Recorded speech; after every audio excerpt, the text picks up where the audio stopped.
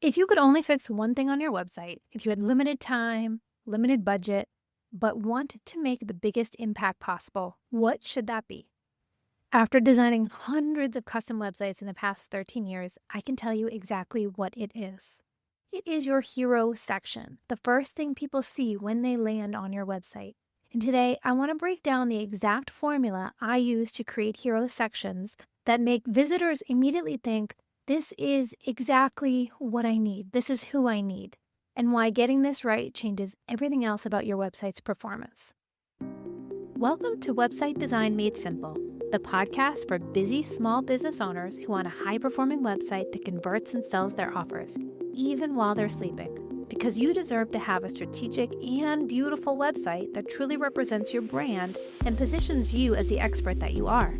I'm your host, Jenny B, web designer and creative director at Jenny B Designs, where we believe that your website is the one thing that makes you sales and builds your brand at the same time. Ready to say goodbye to a website that you're embarrassed to share? And hello to a money-making, personality-packed powerhouse? Let's head into today's episode. Hello, welcome back to the pod. I'm so happy to have you here. Thank you so much for listening. I really appreciate you spending the next few minutes with me. I'm talking about homepages today, and this is one of my favorite topics. I think I started off with a freebie back in the day, Secrets to a Money-Making Homepage, and I find myself talking a lot about these principles. Today's focus is going to be what I see working in 2026 and some tweaks that I've made to the designs that I have been doing for my recent small business website clients, and how you can apply these same principles to your website. If we haven't already met, my name is Jenny B, and I just am so passionate about designing websites for small businesses, ones that attract your ideal client and make you money. And that is where all of this information comes from. Let's set the stage a little bit. I did a little bit of research online, and I read from one publication from Surrey Web Design that they say it takes just 50 milliseconds, 0.05 seconds, for users to form an opinion about your website. That is faster than a blink of your eye. And I tend to agree with it. Your hero section is that split-second impression. And other research shows that the median bounce rate, which means that half of all websites is below this number and the other half is above this number across all industries, is around 44%, according to DataBox. The thing is, your hero section is what determines if someone becomes part of that 44% who leave your website or if they stick around to explore. Now, when someone lands on your website, remember that 50 milliseconds that I mentioned? Their brain is asking 3 questions. What is this? Is this for me? And can I trust them? And if they are confused, they leave. End of story. If they are clear, they will scroll and explore your website more. It's called the cascade effect. If your hero section is working well, visitors will scroll down more to read about your services. Click on your services page. Read your about page. Fill out your contact form. Read a blog post. Sign up for your freebie. They're going to do all of these different things. It's going to cascade down to these different actions. But if your hero section fails, they're not going to see your testimonials, no matter how amazing they are. They're not going to learn about your services. They're not going to read your compelling story about why you do the work that you do. And they're not going to get to anything else that you put on this website. What most hero sections get wrong is that they have generic copy when someone lands on the website. Back in the day, you used to see a lot like, welcome to ABC Company or whatever it is, welcome to Green Landscaping. Very generic introduction. Maybe a tagline that has a lot of industry jargon that could apply to anyone else. Maybe it's a tagline that really has no clear indication of what you actually do. It doesn't tell people who it's for. There could be no trust signals. Maybe there's no call to action. And maybe this landing is relying on just design to communicate instead of the words. These all fail because people who land on your website don't have time to figure out what you do. They're busy. That's 50 milliseconds. It is not completely obvious they're going to leave. Let me share with you the hero section formula that I have found truly converts visitors when they come to your website. The first thing is having a crystal clear value proposition. I'm going to use my website as an example, and you can see it at jennybdesigns.com. My headline, when you first land on your website, says, "Websites that reflect your brand and support your business goals." My subheadline says, "Thoughtful website design for small businesses that value clarity, communication, and a structured process from first conversation through launch." This is why this works. There's a 3-part formula: what you do, how you're different, and who it's for. What I do, I write websites that reflect your brand and support your business goals. That is a clear, specific outcome. That's what I do. How I'm different, I say thoughtful, value clarity, communication, and a structured process. This tells you that I'm organized. I like to communicate. It's not chaotic. You know exactly what's going to happen. I value process. And then who is it for? Small businesses. I say small website design for small businesses. You immediately know that it is you. What is this? How am I different from other designers? And is this for me? And I'm answering all of those 3 different questions. It needs to be abundantly clear. And sometimes it is clear what you do when someone lands there, but it is not clear what makes you different. And I really encourage my clients to show what makes them different. This is bringing out your personality. What makes you special? Because that is how you resonate with your visitors and get to them to immediately think, yes, this person is for me, or yes, this service is for me. The second thing in the hero section is social proof. And this is probably one of the biggest shifts I've made in the last, I want to say, 2 to 3 years.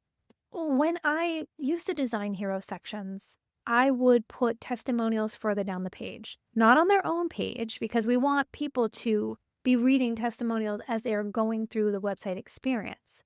But what I've learned from heat mapping data and from all of these sources share is that most people decide if they're going to stay or if they're going to leave before they even scroll down the page.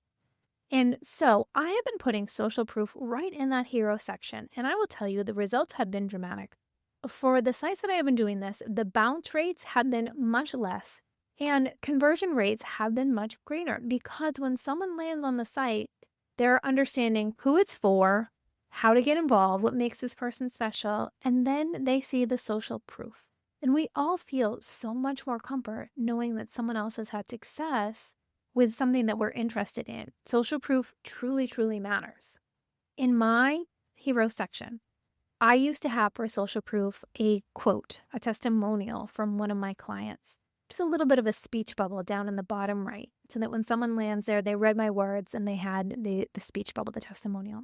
I recently changed it to have a banner that shares 3 little statements. It says 13 plus years in business, 100 plus custom websites designed, featured in Boston businesswomen. It's 3 little pieces of social proof that appear immediately without scrolling. And this builds that trust in the first 50 milliseconds. Yes, I share that I've been in business for over 13 years in my About section, and I share on my services page that I've done this for over 100 websites. And I have that badge that shares that I'm part of the Boston Businesswomen. I've been nominated for multiple awards in that group. But people would have to scroll down my page to get that information, and they would have to be reading every single word on my website to get to that information. And people just don't do that. That first hero section is make or break. So I have chunked these out in the top hero section. So it's easy for someone to understand when they land on my website that I haven't been doing this for 2 years. It's been 13 plus years in business. I'm interrupting this episode to ask you a question. Is your website working as hard as you are? You've invested in a website, but if visitors aren't becoming paying clients, something's missing. My website audit is a professional review where I will analyze your site and identify exactly what's blocking conversions. You'll get a prioritized action plan with specific changes to turn more browsers into buyers. So stop guessing what's wrong and get some clear answers. Book your website audit today. The link is in the show notes. Now back to the episode. There are a couple of different options, and this is the trust badge, this quick stat. This is what I'm using right now. You could use it on your own website if you have been featured in a specific publication, if you work with a certain number of clients, if you've had, launched so many things, trusted by how many small businesses, 5-star rated on Google with, 150 reviews, 150 plus reviews. Think about little snippets that you can add to that hero section. You could also go the second route that I used to use, a micro testimonial. Right in the hero section, I did this for one of my authors. She's a romance author. And she had the coolest testimonial from one of her readers. And we had that pop out in the hero section because it was so on brand to who she was and what she wrote and what she believed. The third way is that you could use client logos or certifications. If you are certified, if you're a lawyer and you're certified by the Bar Association, or if you're an estate planning council member or anything like that, if you want to put these certifications in the hero section, that is another way to lend credibility. The placement needs to be visible without scrolling. That is the key. On my website, it's right under the headline. You can't miss it. And I've been paying attention to my Hotjar analytics. And when I do have this social proof up in the hero, people are scrolling more and exploring more pages because trust was established. Now, the third thing I think is important in this hero section is having a dual call to action strategy. Again, I'll use myself as an example. In my navigation in the upper right-hand corner, there is a button that says schedule a discovery call. That is my primary call to action. That is how you take the next step with me in my process. That is what I want people to do. This is in my hero section. Then below that, where I have my headline, subheadline, and the image, there's a secondary button that says see if we're a good fit. That is for people who aren't ready to book yet. Why 2 call to actions work better than 1? Not everyone who lands on your website is at the same stage. When I look who's coming to my site, I really see 2 different patterns. There are visitors who are coming over, maybe coming from AI search. And I did an episode a few episodes back about this, that the people who are actually going to your website are more motivated to take action. They think that they're ready to work with you and they just want to book a call. They come over and they just click that book a call button. But then the other group, and this is probably a larger group, wants to learn more. They're clicking on that secondary call to action and they're scrolling down. When I say on my button, see if we're a good fit, that just scrolls down the page a little bit to talk about who I work with and how I can help you. And so it is inviting people to read a little bit more, get a little bit further than that hero section. If I only had that primary book a call CTA in that hero section, I think that I might lose anyone who needs to do a little bit of research before committing. It's a nice, gentle way to invite someone to learn more. Now, like I said, the primary call to action needs to be in the upper right-hand corner. This is always visible, even as people scroll, if you have a sticky menu. If not, it's just visible on every single page. That's why it's in the navigation. And on my site, it says schedule a discovery call. What it doesn't say is contact us, get started, reach out, things like that. Schedule a discovery call. It is specific, clear, and low pressure. And then, of course, the secondary call to action. For your website, it says on mine, it says see if we're a good fit, and it jumps down to a section explaining who I work with. But other good call to actions are see our work. I do that a lot for when I work with a creative business. Maybe read client stories if you have some really good case studies that talk about how you made some changes in your clients' lives, or learn about our process, that are all really good CTAs. Now, element number 4 is this navigation. And I talk a lot about navigation. There's probably a couple episodes just on navigation alone. We want navigation that supports your overall goal of your website and not distracts. In my navigation, I have services with a drop-down, about, podcast and speaking with a drop-down, resources with a drop-down, and then schedule a discovery call, which is a button. So that is 4 navigation items and a button. I like to recommend 5 or less. If I could take it down 1 more, I would. But I have a podcast and I have my speaking opportunities that I like to be able to go to groups and be able to chat and be a guest speaker. And so that is one of the things that I'm working to cultivate this year. So for me, 4 is good with a button. But if I could get it down to 3, that's even better. It's clean and simple. What I don't have in that navigation is social media icons. Never ever put your social media icons in the top section of your website in that navigation. Because when you have social media icons there, it is so easy for someone to come to your website, click that social media icon, and then disappear into the black ether and never to come back. You know how social media sucks us in. And the goal of your website is to have people take that action that you want them to take. You're not trying to send them to your social media. In fact, social media is there to send people to your website. The website is the ultimate goal. So if you need social media icons, if you want some, then put them in the footer. Maybe they're another way that you build trust or you stay connected if social media is really important to you. But don't put them in the top navigation. I option buttons, schedule a discovery call. That's on my contact page. I also don't have a physical location, so people aren't looking to see where I'm located. This would be different if you have a physical building that you have a physical storefront. Then, of course, you do want that contact in the main navigation. But if you're online or service-based or people are not coming to you, then put that contact in the footer and understand that there's a call to action button that's taking people to that drop-down, that page, that contact page. Now, the drop-downs that I have services that have the drop-down, podcast and speaking, and resources. I don't have 15 options under that drop-down menu. I think I have 3 under services, 2 under podcast and speaking, and 3 under resources. And they all have very specific labels so that people know what they're going to go to when they go to the drop-down. For example, for my services drop-down, I have website design, website growth audit, and website coaching call.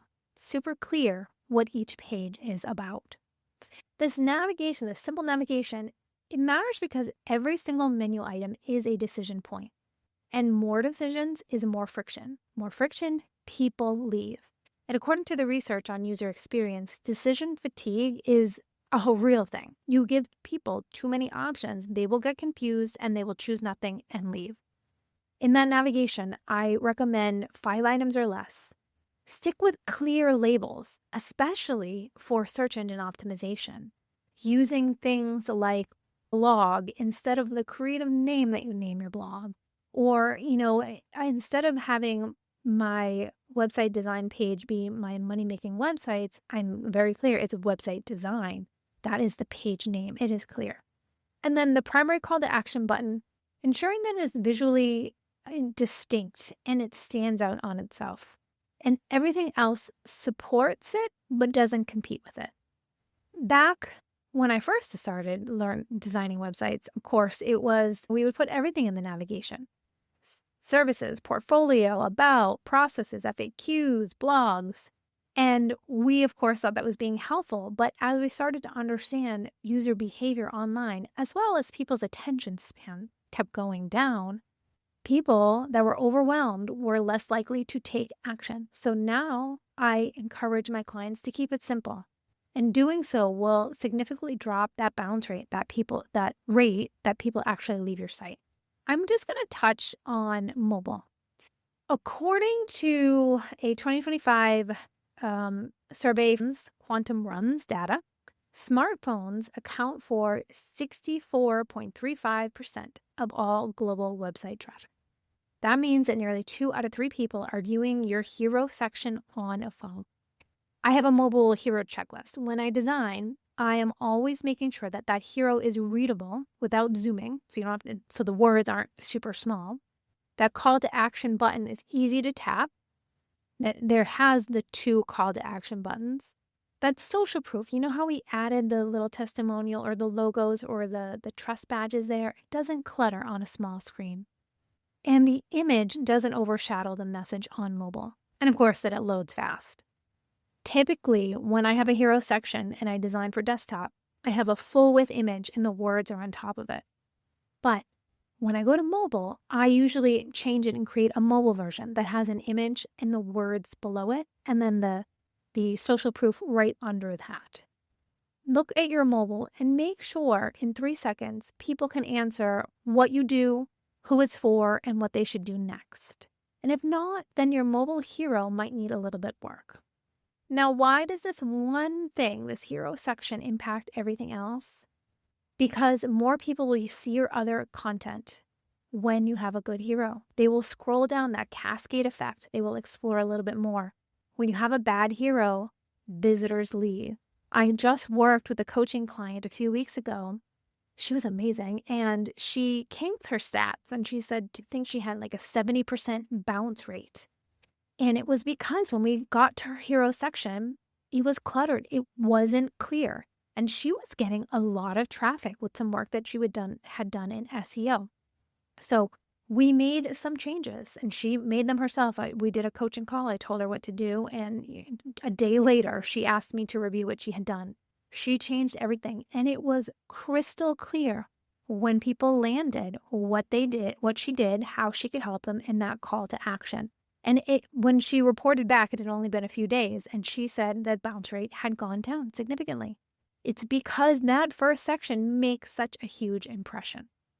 If you don't know your bounce rate, I encourage you to log into your Google Analytics or install something like Hotjar, and you can see what people are doing on your website and how long they stay, and if they are just landing on that hero section or leaving. The second impact that it makes is you get better quality leads. When your hero section is specific about who you serve, but more importantly, how you're different, bringing out your personality, you naturally attract better fit clients. You're pulling in those who you want to attract.